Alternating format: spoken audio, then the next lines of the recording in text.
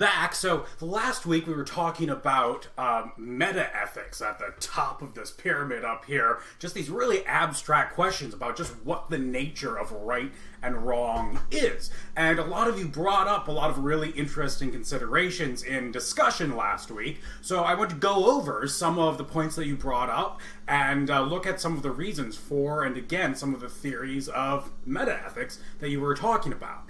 So a lot of different theories of meta-ethics came up, actually, believe it or not, in your responses. So the first one we can look at is a theory called egoism. Now, that's the theory that Glaucon has in the Republic. And the idea here is, well, if it feels good, do it. If you want to do something, then it's morally okay to do that thing. So you determine what's right and wrong for you to do based on what it is you want to do. Now, there's a couple problems with this theory that Socrates points out. First of all, well, if that's the case, then notice you can't ever criticize anyone for doing something morally wrong, because as long as they're doing what they want to do, then they're doing something that's morally fine. So if you really enjoy kidnapping people and hunting them for sport, then you're not doing anything morally wrong if you do it.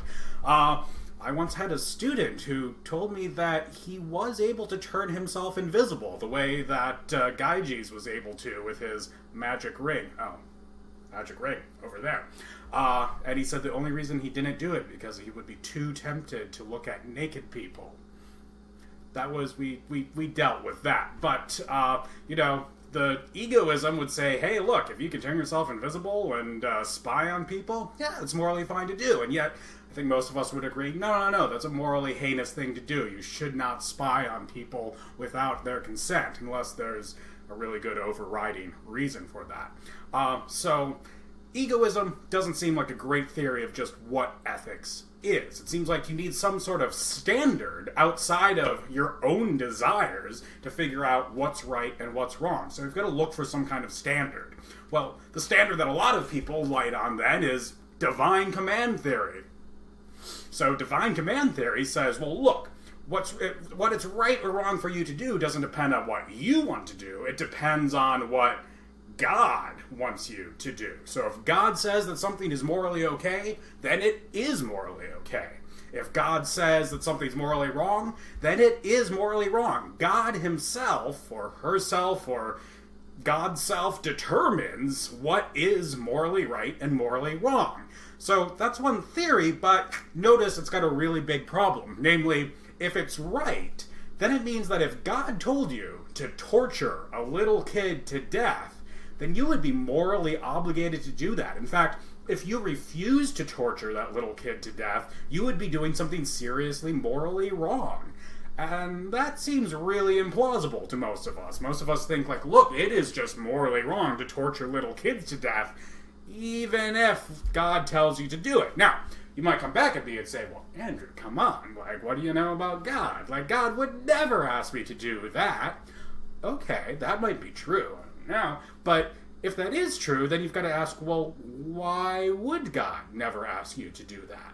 Now, it seems like the answer there is, well, because it's morally wrong. Well, but notice that means that something makes it morally wrong to torture this kid independently of what God says you should do. Before God commands you to do anything or not do anything, there's something else that already makes it morally wrong for you to torture kids to death. So, even if God is completely morally good and would never ask you to do something morally wrong, it seems like he's only that way because, well, he's already following the moral law that exists independently of what he says. So, for that reason, even most theologians think that divine command theory is not true.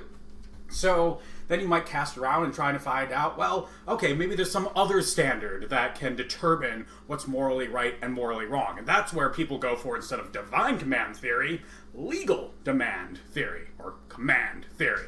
And this is this theory that we looked at in the other article that I gave you last week, which is just to say, look, if it's legal, then it's morally okay, but if it's illegal, then it's morally wrong. Now, most of you notice that this doesn't seem to really hold much water either, because you can think of plenty of different things that are illegal but still morally okay to do. Or On the other hand, plenty of stuff that is perfectly legal to do and yet seriously morally wrong. So this is a painting of that's called the Slave Ship, depicting an incident in the 1800s where a ship's captain was caught in a storm and he had enslaved a bunch of people below the decks, and it turns out that under American law it was perfectly legal to throw people you had enslaved overboard and kill them. And in fact, if those people drowned, then he would get an insurance payoff for them. Whereas if they had merely died in the ship, then he would not get the insurance payment. So he threw them overboard and killed them by drowning and got a big payment. And that was all perfectly legal, yet clearly, morally, very seriously wrong. So the law ain't determining what's morally good or bad there. That's determined independent of the law.